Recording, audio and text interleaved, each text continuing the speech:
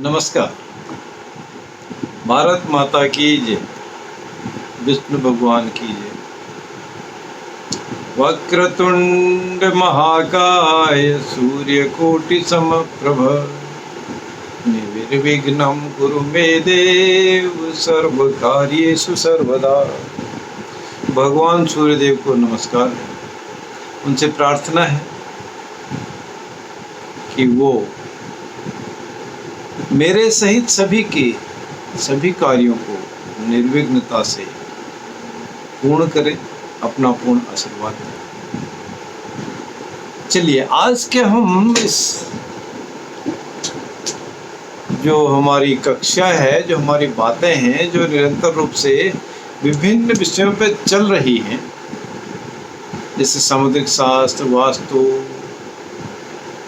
Face reading, management और बहुत सारी बातें हैं।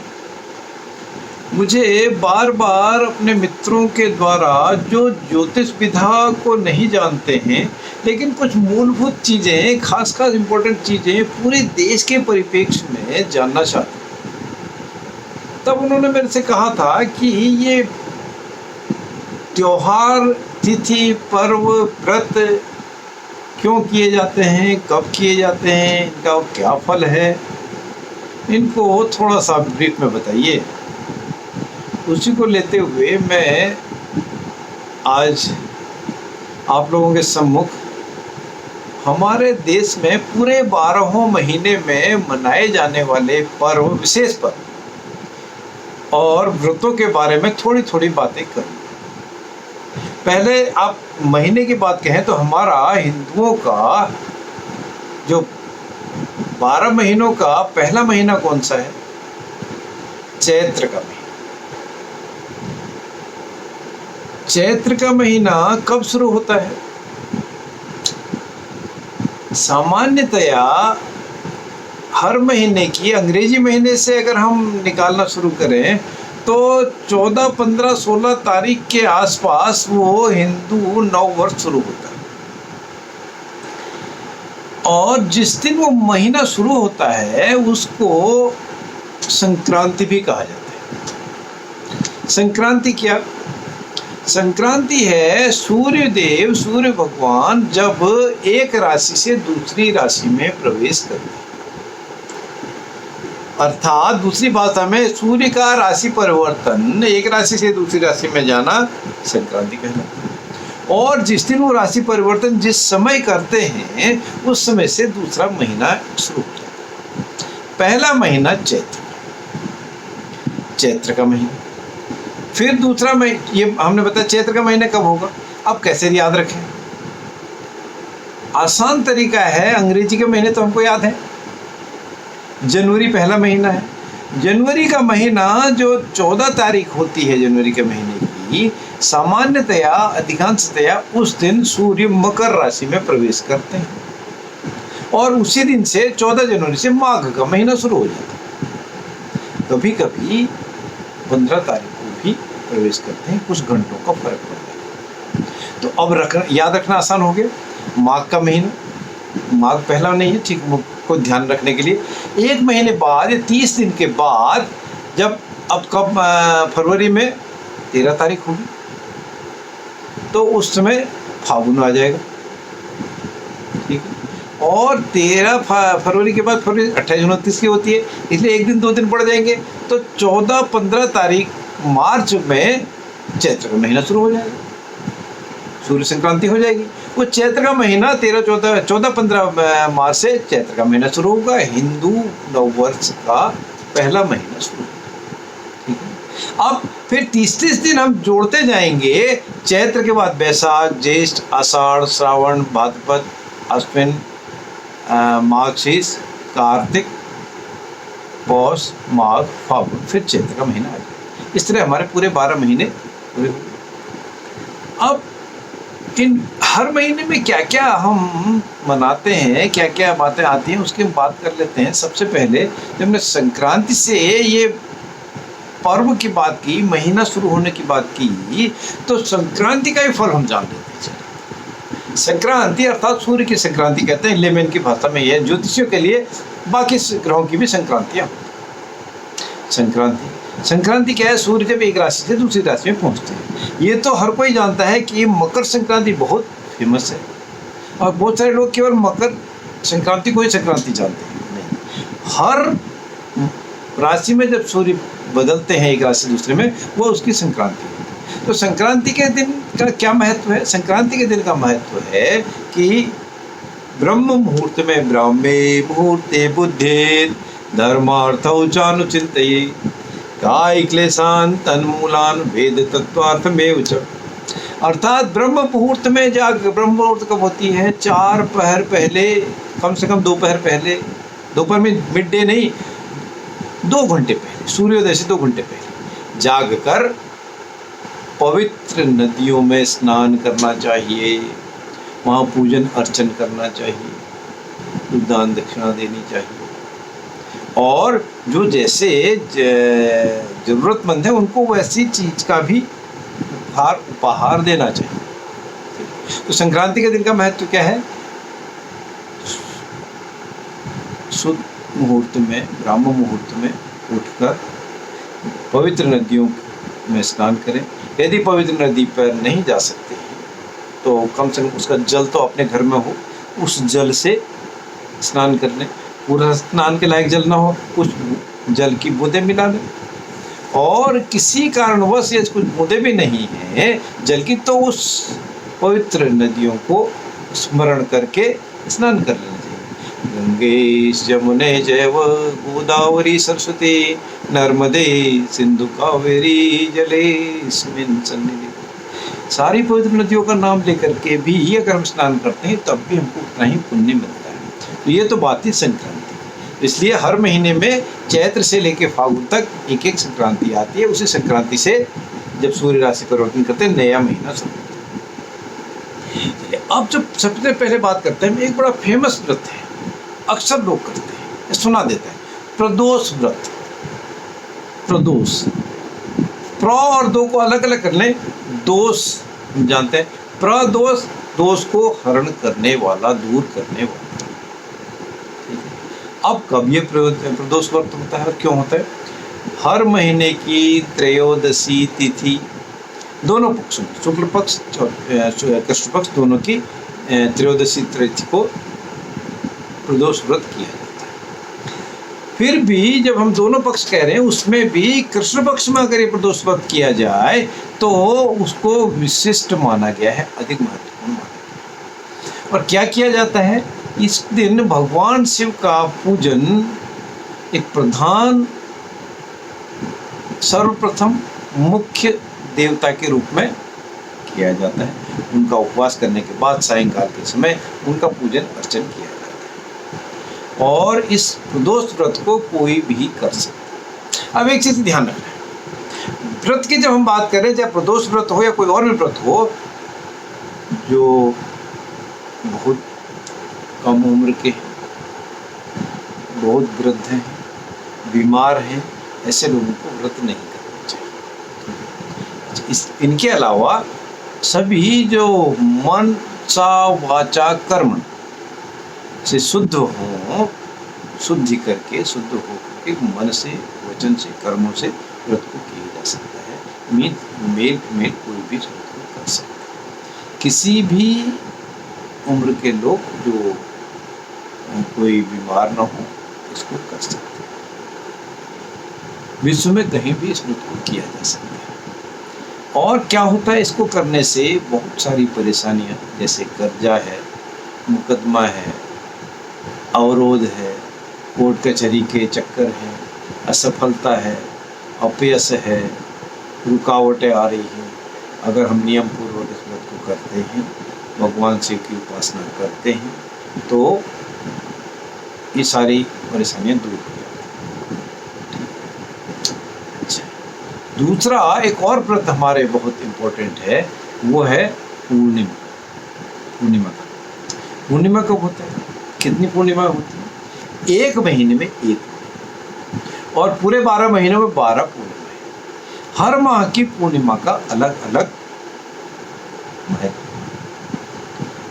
और पूर्णिमा का व्रत कोई स्नान ध्यान करने के बाद बिना कुछ भोजन किए, बिना कुछ भक्षण किए पूरा दिन बैठा जाता है, रुका जाता है। सायंकाल के समय व्यास जी को, योग्य ब्राह्मण को बुलाकर श्री सत्यदेव नारायण जी का पूजन किया जाता है, उनका अर्चन किया जाता है, अर्जन किया जाता है, और कथा वाचन भी उन विद्वानों के द्वारा कराया जाता है, और उसके बाद प्रसाद ग्रहण किया जाता है। प्रसाद ग्रहण करने के बाद अपने इष्ट मित्रों को भी दिया जाता है। ये पूर्णिमा का व्रत है। और जब पूर्णिमा का व्रत करने से क्या है, मन को खुशी मिलती है, और उसमें चंद्रमा की पूजा भी की जाती है, मन को सांत्वना मिलती है, मन प्रफुल्लित होता है। जब मन खुश होता है, प्रफुल्लित होता है, तो बहुत सारी चीजें अनायास। अब पूर्णिमा एक शुक्ल पक्ष की 15वीं तिथि पूर्णिमा। इसी तरह अमावस्या भी आती है। अमावस्या का भी एक पर्व है। अमावस्या में क्या किया जाता है, 2 पक्ष हैं, दोनों पक्षों में 15-15 तिथि है। शुक्ल पक्ष की 15वीं तिथि पूर्णिमा है, और कृष्ण पक्ष की जो पूर्णिमा तिथि है, 15वीं तिथि है, उसको अमावस्या है। अमावस्या में क्या किया जाता है, अमावस्या में स्नान ध्यान करने के बाद तर्पण किया जाता है, अपने पितरों के निमित्त पूजन किया जाता है, उनको भोज्य पदार्थ दिए जाते हैं। ब्राह्मण को योग्यता के अनुसार, अपनी सामर्थ्य के अनुसार उचित भोजन की वस्तुएं, वस्त्र आदि दान किए जाते हैं। और उस दिन व्रत करने का प्रावधान नहीं है। और पूर्णिमा की हमने बात की, उस दिन कोई भी शुभ कार्य किए जाते हैं, लेकिन अमावस्या के दिन केवल पितृ तर्पण, पितृ कार्य ही किए जाते हैं, और शुभ कार्य, मांगलिक कार्य अमावस्या के दिन वर्जित है। अब तीसरी, अब हम बात करते सीधे हर महीने की बात करते हैं। पहला महीना चैत्र। चैत्र की संक्रांति तो हमने सारे की बात कर ली। चैत्र की संक्रांति कब होती है, सूर्य जब मीन राशि में आए। मेष से मीन तक 12 राशियां हैं, आखिरी राशि मीन है। मीन राशि में जब सूर्य प्रवेश करते हैं, उस दिन से चैत्र का महीना संक्रांति से शुरू। संक्रांति में क्या करना है, सारी संक्रांतियों में हमने बात कर ली होगी। अब चैत्र के महीने में ही नववर्ष संवत्सर भी होता है। कब होता है, चैत्र महीने के शुक्ल पक्ष की प्रतिपदा को, जिस दिन प्रतिपदा होती है शुक्ल पक्ष की, उस दिन से नववर्ष संवत्सर या नववर्ष आरंभ होता है।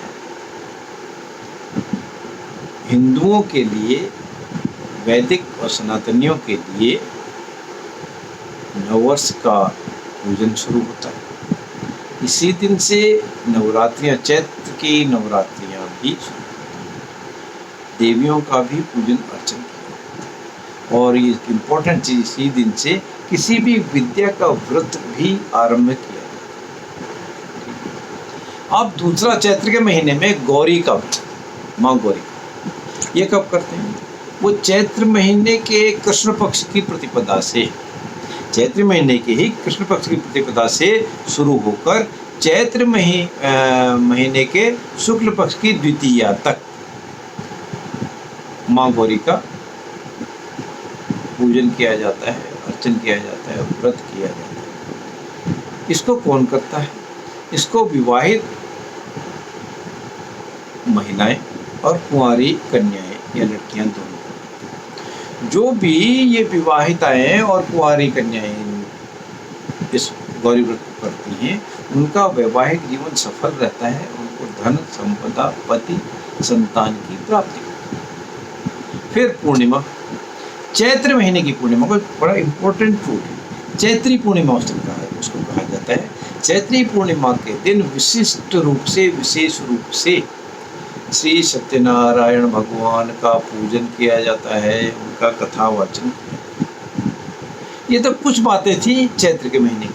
अब एक चीज और भी है, अलग अलग जगहों पर, भारत देश के अलग अलग जगहों पर कुछ और बातें भी इसमें की जाती है, कुछ लोकलाइज त्योहार भी। जैसे चैत्र के महीने में ही उपनयन संस्कार करने का एक बहुत बड़ा मुहूर्त होता है। अब हम बात करेंगे बैसाख। बैसाखी तो पूरे हिंदुस्तान में, विशेषतर पंजाब आदि प्रदेशों में या उत्तर भारत में बहुत प्रसिद्ध है। कब होता है? सामान्यतया 13 अप्रैल को बैसाखी होती है, लेकिन 13-14 को भी कभी होती है। सूर्य जब कुछ घंटों के हिसाब से आगे पीछे चलते हैं, क्योंकि सूर्य एक दिन में 1 डिग्री चलते हैं, 30 डिग्री 30 अंशों पे जब सूर्य कंप्लीट हो जाते हैं तब वो अगली राशि में प्रवेश करते हैं। तो इस दिन से आप तो जानते हैं कि बैसाखी के दिन से जो हमारी रबी की फसल है वो तैयार हो जाती, कटना शुरू। दूसरा एक इम्पॉर्टेंट चीज़ है, बैसाख के महीने में स्नान शुरू होते हैं। बैसाख के स्नान कब से? चैत्र महीने के शुक्ल पक्ष की जो पूर्णिमा है उस दिन से बैसाख के महीने के स्नान शुरू। और एक बहुत ही इम्पोर्टेंट पर्व मुहूर्त बैसाख के महीने में आता है। वो क्या है? बैसाख माह के शुक्ल पक्ष की तृतीया तिथि, जिसको अक्षय तृतीया भी कहते हैं। अक्षय मीन्स जो क्षय नहीं हो सकता, तो अक्षय तृतीया भी बैसाख महीने के शुक्ल पक्ष के तृतीया को, और इसको अबूझ मुहूर्त, अबूझ साय भी कहते हैं। इस दिन कोई भी कार्य किया जा सकता है। और इसी अक्षय तृतीया के दिन भगवान परशुराम जी की जयंती को भी मनाया जाता है, अर्थात भगवान परशुराम का जन्म भी इसी दिन अर्थात अक्षय तृतीया के दिन ही। और बैसाख के महीने में पूर्णिमा, बैसाखी का व्रत जो है पूर्णिमा के दिन किया जाता है विशेष रूप से। वो सत्यनारायण भगवान का अर्चन करना तो अच्छा है। फिर इसके बाद आता है ज्येष्ठ। ज्येष्ठ के महीने में क्या करते हैं? जब संक्रांति कब होती है? सूर्य जब वृषभ राशि में प्रवेश करते हैं, मेष से वृषभ राशि में प्रवेश करते हैं, वो संक्रांति होती है। उस दिन से ज्येष्ठ का महीना शुरू होता है। इसमें स्त्रियों के लिए एक बहुत इंपॉर्टेंट फेस्टिवल जिसको कहते हैं वट सावित्री व्रत। कब होता है? ज्येष्ठ महीने के अमावस्या तिथि को वट सावित्री व्रत होता है। सुहागिन महिलाएं अपने पति की दीर्घायु होने के लिए वट सावित्री का पूजन करती हैं, व्रत करती हैं। एक और त्योहार ज्येष्ठ के महीने में आता है, उसको गंगा पूजन या गंगा दशहरा कहते हैं। ये कब होता है? ज्येष्ठ माह के शुक्ल पक्ष की 10वीं तिथि, ज्येष्ठ का महीना शुक्ल पक्ष हो, उसकी 10वीं तिथि को गंगा का अवतरण हुआ। महर्षि भगीरथ ने गंगा को अपनी जटाओं में ले लिया था। उस दिन से गंगा आई थी, गंगा का उद्गम हुआ था। उस दिन गंगा पर दूध चढ़ाना, गंगा स्नान करना या शरबत बांटने का भी प्रचलन। ज्येष्ठ के महीने में ही एक निर्जला एकादशी भी होती है। निर्जला मीन्स जब जल ना ग्रहण किया जाए, खुद ना पिए। ये कब है? ज्येष्ठ के महीने की शुक्ल पक्ष की एकादशी को निर्जला एकादशी भी होती है। जो सक्षम लोग हैं, जो बीमार नहीं हैं, वो इसका व्रत करते हैं। और एकादशी का व्रत करने से उनको तन मन धन से बहुत सा शुद्धि और उसके अलावा उसमें आत्मिक प्रसन्नता, आत्मिक स्ट्रेंथ, पावर, शक्ति की प्राप्ति। ज्येष्ठ के बाद आषाढ़ का महीना। आषाढ़ का महीना जब सूर्य मिथुन राशि में प्रवेश करते हैं, जब सबसे मिथुन राशि में प्रवेश करते हैं तो आषाढ़ की संक्रांति होती है। उसी दिन से आषाढ़ का महीना शुरू हो जाता है। और इसमें एक बहुत इंपॉर्टेंट चीज़ है, उस आषाढ़ के महीने में व्यास पूर्णिमा होती है। व्यास पूर्णिमा क्या है? गुरु पूर्णिमा। इस दिन गुरु पर्व या गुरु पूर्णिमा भी कहा जाता है। अर्थात आषाढ़ माह के शुक्ल पक्ष की पूर्णिमा तिथि को गुरु पूर्णिमा भी कहा। गुरु जहाँ हो, जिस रूप में हो, उनका पूजन अर्चन किया जाता है। बहुत इंपॉर्टेंट महीना है आषाढ़। अब इसके बाद हम आज की इस कक्षा में इतनी बात करेंगे। अगली वीडियो में हम बाकी महीनों के बाद बात करेंगे और आने वाले समय में हम बहुत सारे प्रश्नों के उत्तर भी जानेंगे। जैसे लोग पूछने की एकादशी में चावल निषेध क्यों है, घर में पूजन क्यों करना चाहिए, माथे पर तिलक क्यों लगाना चाहिए, पूजन करते हुए, अर्चन करते हुए ध्यान क्यों लगाना चाहिए? सुजलाम सुफलाम, साफ शुद्ध वस्त्र क्यों धारण करने चाहिए? किसी का दिल क्यों नहीं दुखाना चाहिए? याचक को क्या देना चाहिए, कितना देना चाहिए, किसको देना चाहिए, दान क्यों नहीं? इस तरह से बहुत सी धार्मिक बातों को भी हम करेंगे। पहले हम बाकी बचे महीनों के बारे में बात करेंगे, इनमें क्या पर्व है। फिर हम मनुष्य जाति के कुछ संस्कार, कुल हमारे 16 संस्कार हैं, उन संस्कारों के बारे में बात करेंगे। और फिर हम आगे की वीडियो को, कक्षाओं को जारी रखेंगे। तब तक के लिए धन्यवाद। आप मेरा YouTube channel doctor Lalit Pant को सब्सक्राइब कर सकते हैं, उसको देख सकते हैं। तो बहुत सी ज्ञानवर्धक, धार्मिक, आध्यात्मिक, ज्योतिष, हस्तरेखा, वास्तु, तमाम वीडियो आपको YouTube पर मिलेंगे। चलिए मिलते हैं जल्दी। धन्यवाद।